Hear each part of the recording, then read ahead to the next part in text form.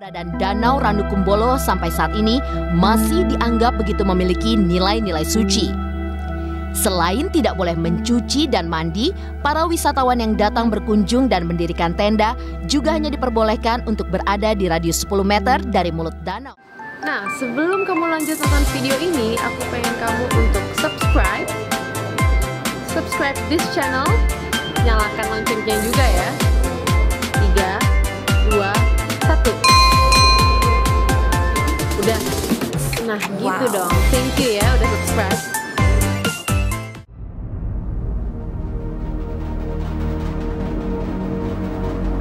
Legenda Gunung Tangkuban Perahu merupakan satu dari sekian banyak kisah yang dituturkan dan dipercaya oleh masyarakat secara turun-temurun.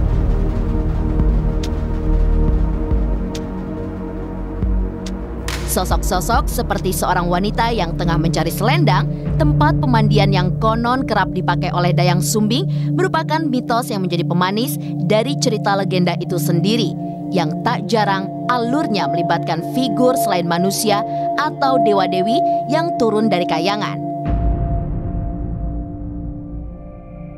Meski memiliki perbedaan makna yang signifikan, namun kadang masyarakat masih samar dalam membedakan antara legenda dengan mitos.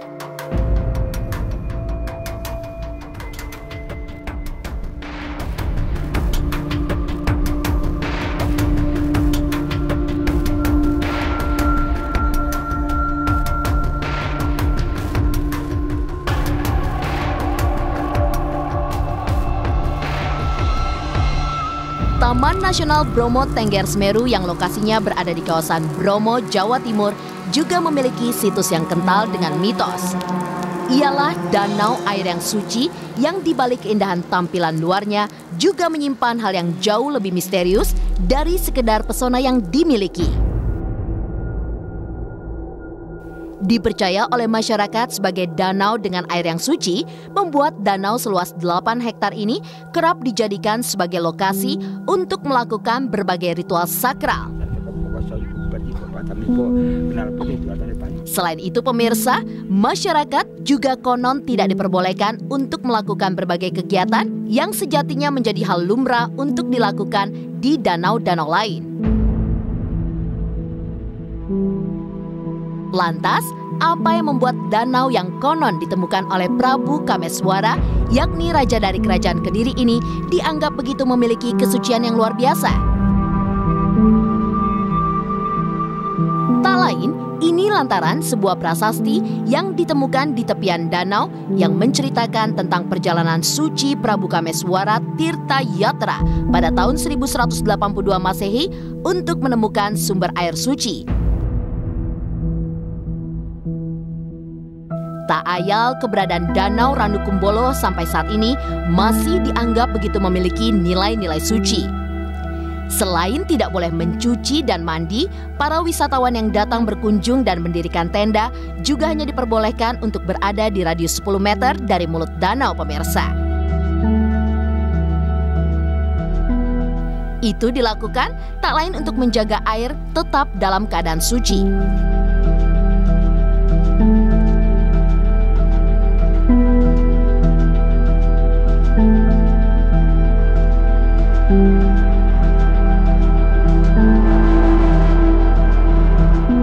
Selain danau air suci yang dimiliki oleh Taman Nasional Bromo Tengger Semeru yang lokasinya ada di Jawa Timur, Provinsi Jawa Tengah juga tak ingin kalah dalam urusan situs tua dengan unsur mitos tinggi.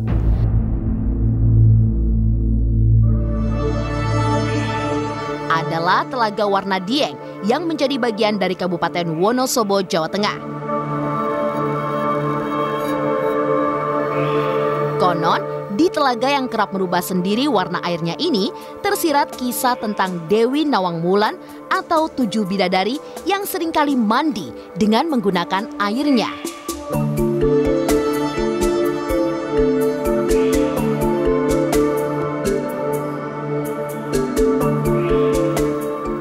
Warna air telaga yang berganti-ganti melambangkan 5 unsur sifat manusia yang beraneka ragam. Benarkah demikian pemirsa? Terlepas dari berbagai mitosnya yang berkutat soal ritual para dewi serta sifat dan hawa nafsu manusia, Sejatinya, telaga ini menyiratkan sebuah pesan yang begitu kuat bahwa manusia harus mampu menguasai dirinya sendiri dan tidak dikendalikan oleh hawa nafsu.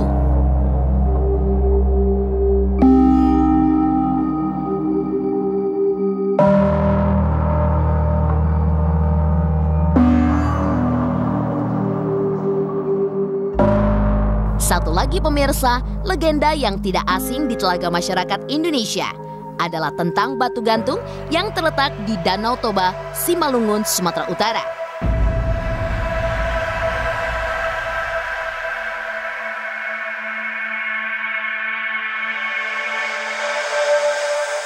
Selain dihargai oleh masyarakat sekitar sebagai suatu kearifan lokal, batu gantung juga dianggap memiliki satu cerita yang konon cukup ironis.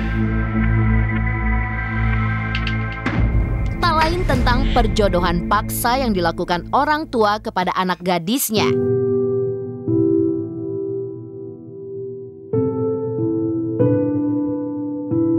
Diceritakan, di kawasan Danau Toba ada sebuah keluarga yang memiliki anak perempuan bernama Seruni. Ayah Seruni yang melihat putrinya itu sudah tumbuh dewasa berniat untuk menjodohkan sang anak dengan paribannya sendiri.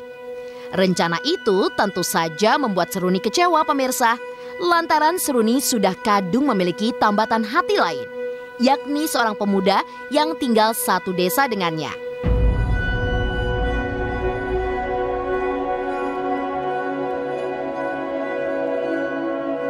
Rasa kecewa kemudian mengantarkan Seruni untuk nekat mengakhiri hidup di sebuah tebing berbatu yang kemudian diyakini sebagai titik di mana Seruni terpelanting dan kemudian menggantung menjadi sebuah batu.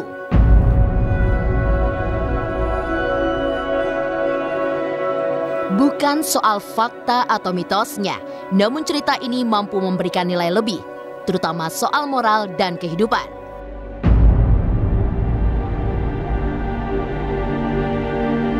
Bagaimanapun pemirsa, proses perjodohan yang dilakukan secara paksa memang tidak pernah membawa dampak yang baik. Hal itu yang setidaknya ingin dijelaskan oleh cerita tentang Seruni yang kini diyakini menjadi batu gantung.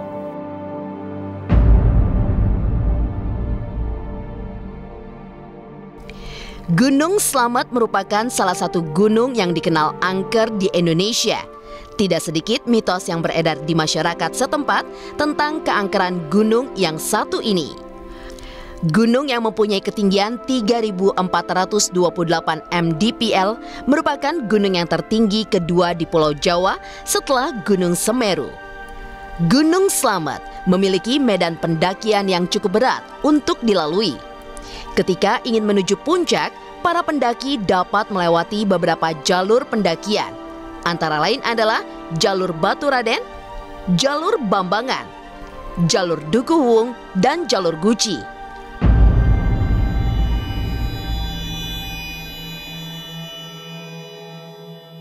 Gunung Slamet juga merupakan gunung berapi yang masih aktif. Pada puncaknya pun terdapat kawah yang sangat luas dan besar. Segara Wedi itulah nama dari kawah tersebut. Pada pinggiran kawah keluar asap belerang yang menandakan gunung ini pun masih aktif. Konon katanya, Gunung Slamet acap kali dicap sebagai salah satu gunung paling angker oleh para pendakinya. Tidak sedikit mitos mengerikan yang berhubungan dengan gunung yang satu ini. Pucang Surono merupakan puncak tertinggi Gunung Slamet. Konon katanya, dahulu kala ada seorang pendaki yang bernama Surono dan pendaki tersebut meninggal di puncak Gunung Slamet karena terpeleset masuk ke jurang. Guna menghormati serta mengenang kepergiannya pun, lalu namanya dijadikan nama puncak tertinggi Gunung Slamet, yaitu Puncak Surono. Konon katanya pemirsa, pada Puncak Surono terdapat sebuah tugu penghormatan untuk mengenang almarhum Surono.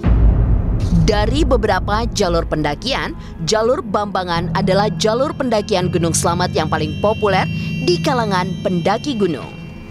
Karena jalur pendakian Bambangan merupakan jalur yang paling singkat, pendek dibandingkan dengan jalur pendakian lain. Konon katanya saat mendaki Gunung Slamet dari jalur Bambangan, maka kita akan melewati sebuah tempat yang sangat sakral dan terkenal mistis. Dipercaya bahwa tempat ini adalah pintu masuk menuju kerajaan gaib di Gunung Slamet. Pada tempat ini terdapat 2 pohon besar yang nampak seperti pintu yang sangat besar. Sesudah itu kita akan melewati pos yang bernama Samarantu. Mitos yang beredar diyakini bahwa tempat ini adalah yang paling angker sepanjang jalur pendakian Bambangan. Nama Samarantu sendiri berasal dari 2 buah kata, yaitu samar dan hantu, yang berarti hantu yang tidak terlihat. Konon katanya banyak pendaki yang diganggu oleh makhluk gaib saat bermalam di daerah Samarantu tersebut. Selain jalur Bambangan, beberapa mitos yang beredar di jalur pendakian. Guci pun tidak kalah seramnya pemirsa. Kabar yang beredar di sekitar pelawangan Gunung Slamet, khususnya di jalur Guci, terdapat makhluk kerdil. Konon katanya makhluk tersebut dulunya adalah seorang manusia. Ia tersesat ketika mendaki Gunung Slamet dan tidak bisa kembali ke bawah. Ia pun mencoba untuk bertahan hidup dengan memakan daun seperti layaknya binatang pemakan daun. Lalu, seiring berjalannya waktu, makhluk tersebut kehilangan jati dirinya sebagai manusia karena terlalu lama hidup dengan cara hewan. Konon katanya makhluk kecil ini ketakutan jika bertemu dengan pendaki yang kebetulan lewat pemirsa. Tak jarang ketika pendaki gunung mendirikan tenda di sekitar pelawangan dan meninggalkan makanan di depan tenda mereka, maka makhluk kerdil ini akan mengambil makanan tersebut dan menghilang sebelum pendaki menyadarinya. Pada wilayah ini juga terdapat sebuah tempat yang bisa mengeluarkan air yang bisa dikonsumsi. Konon katanya ketika kita ingin mengeluarkan air tersebut, kita perlu membawa menyan kemudian dibakar dan diiringi dengan mantra-mantra tertentu. Para pencari pesugihan juga sering mendatangi Gunung Slamet pemirsa. Terdapat beberapa tempat di Gunung Slamet yang dipercaya dapat mendatangkan berkah bagi para pengunjungnya. Air terjun Guci di lereng Gunung Slamet, Kota Slawi, populer sebagai objek wisata sejuk nan asri. Banyak yang memanfaatkannya sebagai tempat olah kanuragan dan olah batin. Dan airnya pun berkhasiat menyembuhkan berbagai macam penyakit kulit. Namun, air terjun Guci juga ada yang memanfaatkannya sebagai tempat mencari pesugihan atau ngalap berkah. Konon, di balik gemuruhnya air terjun Guci yang indah, konon katanya pemirsa, diyakini sebagai sarang siluman naga bernama Naga Cerek. Mitos Gunung Slamet dan ritual pesugihan Naga Cerek, walau royal memberi pesugihan bagi para peminta, namun permintaan Naga Cerek terhitung sangat berat. Karena dia meminta tumbal nyawa salah satu anggota keluarga peminta berkah. Bisa saja dengan nyawa orang lain, namun kalau meleset tetap harus diganti keluarga sendiri pemirsa. Permintaan kepada Naga Cerek dengan ritual-ritual tertentu dan harus dilakukan malam Jumat Kelegi dan Selasa Kliwon. Adapun ubah rampe yang harus dipersiapkan diantaranya adalah kembang, kemenyan, minyak wangi, dan tumpeng. Ketika semuanya sudah tersedia, maka ritual bisa langsung digelar. Kedatangan Naga Cerek konon katanya bisa ditandai bila air yang berisi ubah rampe berbuih atau muncul gelembung-gelembung kecil. Lalu sesudah itu, peminta pesugihan dipersilakan untuk mandi di air terjun Guci. Itulah berbagai macam mitos Gunung Slamet dan ritual persugihan Naga Cerek. Boleh dipercaya, boleh tidak pemirsa. Namun, alangkah baiknya jika kita menghormati satu sama lain.